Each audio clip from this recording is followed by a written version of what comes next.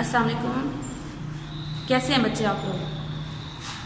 I hope कि आप लोगों ने पिछला लेक्चर पढ़ा होगा। पिछला लेक्चर हमारा क्या था? हम पढ़ रहे थे माइटोसिस।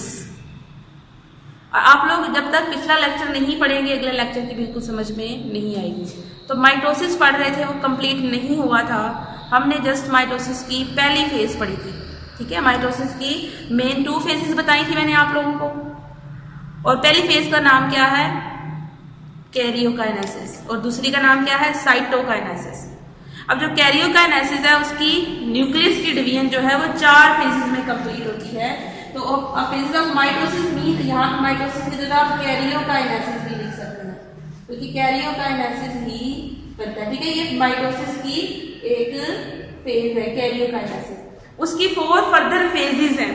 अब जो 4 फर्दर फेजेस हैं वो प्रोफेज, मेटाफेज, एनाफेज और टीलोफेज है। अब जो प्रोफेज है ये हमने पिछले लेक्चर में इसे डिटेल से पढ़ा है। जब ये सारा लेक्चर कंप्लीट हो जाएगा मैं को ओवरऑल एक डायग्राम बनाऊंगी और आपको फिर फर्दर समझाऊंगी और सिखाऊंगी। वो डायग्राम, वो एक लेक्चर पूरा डायग्राम पे ही होगा। ठीक है, लेकिन जब तक आपने इससे पिछला लेक्चर यानी इस चैप्टर का ये 3rd लेक्चर है। ठीक है, आपने पहला लेक्चर इसका और दूसरा लेक्चर और अभी 3rd लेक्चर आपने कंप्लीट नहीं किया होगा, तो आज वाले लेक्चर की कोई समझ नहीं आनी। अगर आपने नहीं पढ़ा तो पहले वो देखिए और बुक खोल लें साथ आप, ताकि जहां जहां मैं बताती जाऊँ वहां पे आप मेंशन भी करके हमने ये पढ़ लिया। पिछले लेक्चर में हमने प्रोफेज पढ़ा था, प्रोफेज देर से पढ़ लिया था। इसके एंड में एक बात है कि हम अगर न्यूक्लियस की बात कर रहे हैं, हमने ये कहा कि ये सेल है और सेल के अंदर ये न्यूक्लियस है और न्यूक्लियस के अंदर सेल के ऊपर जो है वो क्या होते हैं? सेंट्रियोल या सेंट्रोसोम होते हैं। अब सेंट्रियोल और सेंट्रोसोम तो है, लेकिन आपने अभी 4th चैप्टर नहीं पढ़ा हुआ, लेकिन उसमें अगर हम सेल के अंदर देखें तो हम कहते हैं कि प्लांट के अंदर जो न्यूक्लियस होता है उसके ऊपर प्लांट के अंदर जो ये ऑर्गेनेल या सेंट्रियोल वो नहीं होती। एनिमल के न्यूक्लियस के ऊपर सेंट्रियोल होते हैं। तो सवाल ये पैदा होता है कि प्लांट के सेल कैसे डिवाइड करते हैं?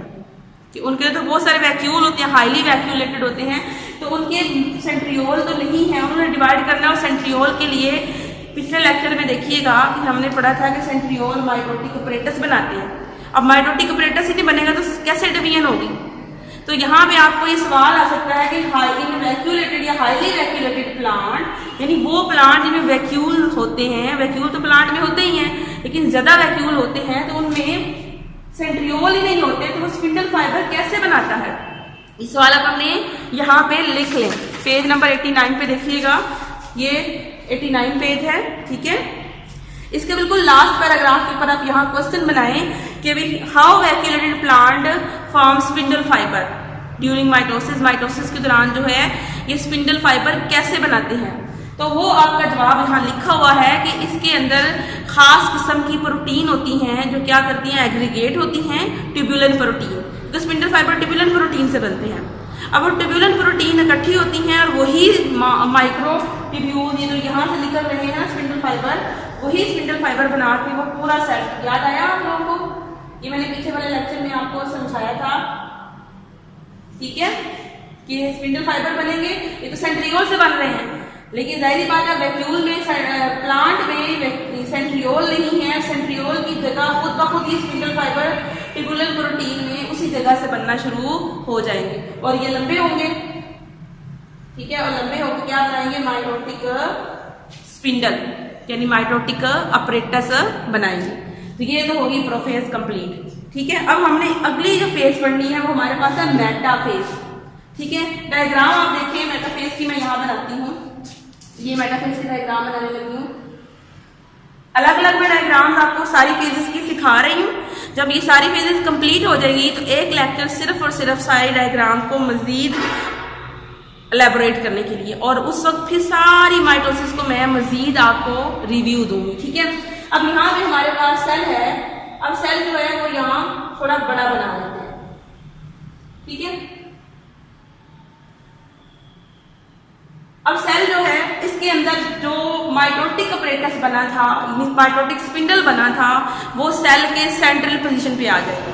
कैसे आ जाएगा? ये सेल का सेंटर है, ये हमारे पास सेंट्रियोल थे, सेंट्रियोल से फाइबर निकले थे और फाइबर कुछ लंबे हो गए थे ऐसे। ठीक है, इस फाइबर ने लंबे होके क्या कर दिया कि ये माइटोटिक अपरेटस बनाया था। ये पिछले प्रोफेज में बन चुका था, लेकिन मेटाफेज में फिर क्या हुआ? मेटाफेज में ये माइटोटिक अपरेटस साइड में पड़ा हुआ था, साइड से सेल के दरमियान में आ गया। क्यों दरमियान में आ गया? क्योंकि हमारा ये न्यूक्लियस जो है टूट कर बिल्कुल घुल के साइटोप्लाज्म के अंदर चला गया, और इसके अंदर जो ये वाले क्रोमोसोम थे ये अब बिखर चुके हुए हैं। किस तरह बिखरे हुए हैं? इधर उधर बिखरे हुए हैं, लेकिन अब इस उसमें बिखरे थे प्रोफेज के एंड पे। लेकिन यूं ही प्रोफेज के बाद मेटाफेज शुरू होगी तो ये सेल के सेंटर में आके अलाइन होना शुरू हो जाएगी। किस तरह से अलाइन होंगे मैं दिखाती हूँ आप लोगों को। ये हमारे पास एक क्रोमोसोम है,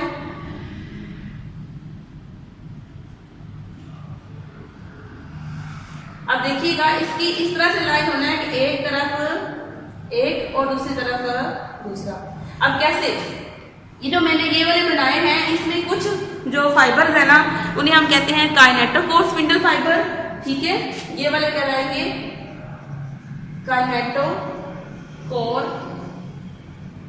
स्पिंडल फाइबर, ठीक है। और ये जो आपस में जुड़े हुए नहीं है इन्हें हम नॉन काइनेटोकोर स्पिंडल फाइबर कहेंगे।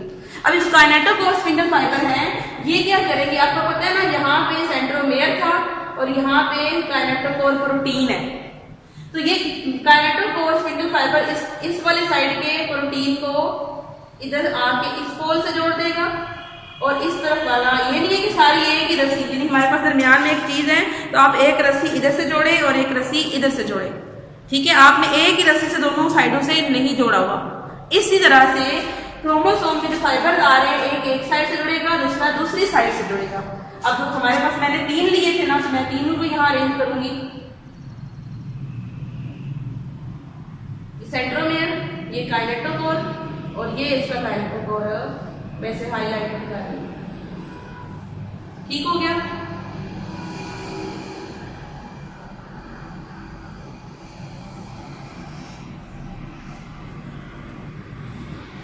ये काइनेटोकोर में इधर से जोड़ दिया, एक ये से जोड़ दिया। अब बिल्कुल सेंटर में अपनी पोजीशन इसने ऑक्यूपाई की है, तो यहाँ क्या बोलेंगे कि all chromosome occupy the central position of the cell on mitotic apparatus, यानी माइटोटिक अपरेटस जो सेंट्रल है उस सेल की भी सेंट्रल पोजीशन को ऑक्यूपाई कर लिया है। किस तरह से ऑक्यूपाई किया है कि सम स्पिंडल फाइबर जो है वो काइनेटोकोर है, सम जो है वो नॉन काइनेटोकोर है। जो काइनेटोकोर है उन्होंने एक एक साइड से अटैच कर ली। मैंने यहाँ पे पॉइंट्स बनाए, अब यहाँ से देख के पॉइंट्स में लिख सकते हैं और अपनी बुक से जो सारा पैराग्राफ लिखा हुआ है उसे भी पढ़कर याद कर सकते हैं। ये spindle fibre grown in length पे पहले बड़े हुए स्पिंडल फाइबर, और कुछ स्पिंडल फाइबर है वो क्या कहला रहे हैं? काइनेटोकोर, कुछ क्या कहला रहे हैं? Non kinetochore. आप पॉइंट्स की शक्ल में भी लिख सकते हैं। काइनेटोकोर स्पिंडल फाइबर कनेक्ट, जो काइनेटोकोर स्पिंडल फाइबर वो कनेक्ट हो जाएंगे वो काइनेटोकोर के साथ, और एक बनाएंगे मेटाफेज प्लेट। अब यहाँ आपको नजर आ रही है प्लेट सी बन गई है, इसको हम कहते हैं मेटा। मेटा का मतलब होता है दरमियान, तो ये मेटाफेज प्लेट बन जाएगी। इसी का ही दूसरा नाम है इक्वेटोरियल प्लेट। यहाँ पे बुक में नहीं लिखा हुआ लेकिन आप खुद से मेंशन करके वहां लिख दें कि metaphase plate also called equatorial plate. Equatorial मैंने क्यों कहा? ये देखिए ये सेंटर में बनी है ना, तो आपको पता है किस सेंटर को इक्वेटर भी कहते हैं। खास करके गोल एक सेल है जैसे जमीन की एक दरमियानी लाइन है जो उसे इक्वेटर कहते हैं। इसी को कि इक्वेटर के सेंटर को होने की वजह से इस प्लेट का नाम रख दिया इक्वेटोरियल प्लेट, इक्वेटर से निकला है, ठीक है। तो मेटाफेज प्लेट बनने की वजह से स्पेस का नाम मेटाफेज रखा गया था, ठीक है। अच्छा, अब ये प्लेट जब ये प्लेट बन जाएगी तो इसमें जो कुछ ऐसे फाइबर्स हैं जिसको हम नॉन काइनेटोकोर कह रहे हैं, ये आपस में कनेक्ट हो जाएंगे। Other spindle fibre attach with non kineto, ये आपस में अटैच हो जाएंगे और इस पूरे सेट को और स्ट्रॉन्ग कर देंगे, ठीक है। उसके बाद हमारे पास आ जाता है एनाफेज, यानी यहाँ मेटाफेज हमारे पास क्या हो गई? कंप्लीट हो गई। जब ये मेटाफेज प्लेट बन गई, ये काइनेटोकोर नॉन काइनेटोकोर आपस में जुड़ गए, काइनेटोकोर इधर जुड़ गए और मेटाफेज प्लेट बन गई, तो मेटाफेज कंप्लीट हो गई। इसके बाद अगला मरहला शुरू होता है एनाफेज का। एनाफेज क्या है?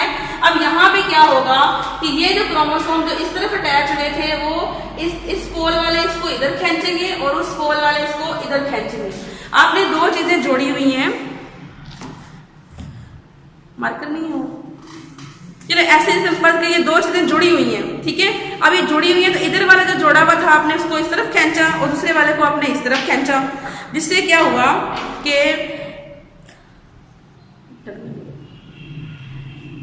ये दो जोड़े हुए, ठीक है। इनको आपने एक रस्सी इधर से जोड़ के इस पोल की तरफ जोड़ दी, दूसरी वाली जोड़ के इधर जोड़ दी। अब आप इधर वाला इधर यहाँ पे कोई कनेक्शन हुआ है इसका, जब इधर से इधर खींचेंगे इसको, इधर से इधर खींचेंगे तो ये टूट जाएगा।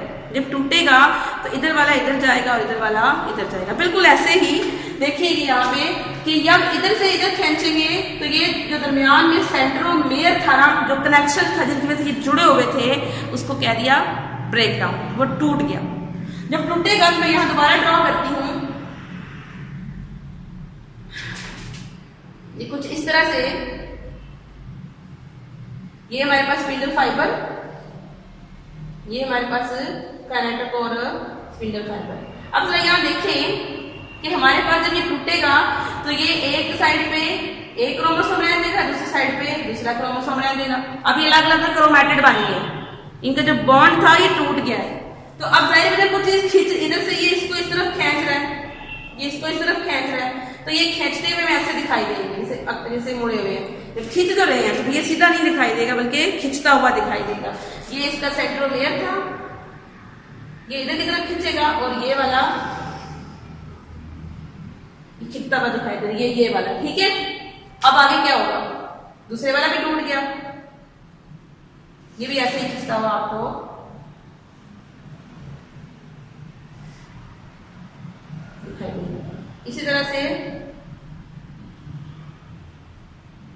ये मैंने टेढ़े क्यों बनाए हैं, ये मैंने टेढ़े इसलिए बनाए हैं, तो ये ऐसे थे, सीधे थे, लेकिन खींच रहे हैं तो हमें ये खींचते हुए दिखाई। अब ये इस पोल की तरफ जा रहा है, ये बाकी भी इसके हैं, ये भी टूट गए हैं, ये फाइबर भी टूट जाएंगे, ठीक है। लेकिन ये वाले अपने अपने पोल के जिनको आप डार्क कर देंगे कि आपने एक कलर से बनाने हैं, कोशिश करें पहले लेड पेंसिल से बनाएं और उसके बाद आप इसे बॉल पेन से बनाएं। तो ये जरा डार्क कर देंगे तो आपको लगे काइनेटिक और स्पिंडल फाइबर हैं, ये अपने अपने पोल की तरफ खींच रहे हैं। अब आहिस्ता आहिस्ता अपने अपने ऑपोजिट पोल, ये एक पोल है, ये दूसरा पोल है, ऑपोजिट पोल की तरफ जा रहे हैं, तो आहिस्ता आहिस्ता अपने पोल पर पहुंच जाएंगे। जब ये अपने पोल पर पहुंच जाएंगे तो हम इन्हें क्या कहेंगे, यहाँ पे एनाफेज कंप्लीट हो गई है, ठीक है। तो यहाँ पे क्या है, आप शॉर्ट अल्फाज में यहाँ पे पॉइंट्स बना लीजिएगा कि एनाफेज में एक खास किस्म की फोर्स ओरिजिनेट होती है पोल से, ऑपोजिट पोल से। वो फोर्स इन्हें आपस में अपनी अपनी तरफ खींचती है। जब वो खींचेगी सेंट्रोमेयर ब्रेक हो जाएगा, एक क्रोमोसोम एक साइड पे, दूसरा क्रोमोसोम दूसरे पोल पर साइड तरह जाएगा, और जब ये अपने अपने पोल्स पर पहुंच जाएंगे तो हम कहेंगे एनाफेज कंप्लीट हो गई है, ठीक है। आप इस पैराग्राफ को रीड करेंगे तो आपको मजीद समझ में आ जाएगा, ठीक है। यहाँ से इसको कोशिश करें पॉइंट्स बना के लिखे तो फिर ज्यादा समझ में आएगा, ठीक है। कि पुलिंग फोर्स ओरिजिनेट होती है, काइनेटिक और स्विंग पर स्टार्ट करते हैं पुल करना, और ये अलग से जब टूट जाएगा, जब टूटेगा तो ये अपने अपने पोल्स पर यहाँ पहुंच जाएगा। फिर जब यहाँ पहुंच गया, हम इसको यहाँ पे ऐसे मेंशन भी कर सकते हैं, ये ठीक है। ये अपने एक पोल पे पहुंच गया, दूसरा दूसरे पोल पे, ये तीन हो गए इधर। ये हमारे पास सेंट्रोमेयर था, अब इसके फाइबर्स मौजूद हैं, ये क्रोमोसोम ये वाला, ये दूसरे वाला क्रोमोसोम, ये तीसरे वाला, ये अपने अपने पोल्स पर पहुंच चुकी हैं। जब अपने अपने पोल्स पर पहुंच जाएंगे तो यहाँ पे एनाफेज कंप्लीट हो जाएगी, ठीक है। तो ये था थर्ड स्टेप जो है वो कैरियोकाइनेसिस का, और ये हमने यहाँ तक पढ़ लिया। अब अगला टेलोफेज है, ठीक है। ये मैं आपको अगले लेक्चर में समझाऊंगी और साथ ही मैं आपको डायग्राम भी एक्सप्लेन करूंगी, ठीक है। अगला लेक्चर आपको ये लेक्चर पढ़ने के बाद समझ में आएगा।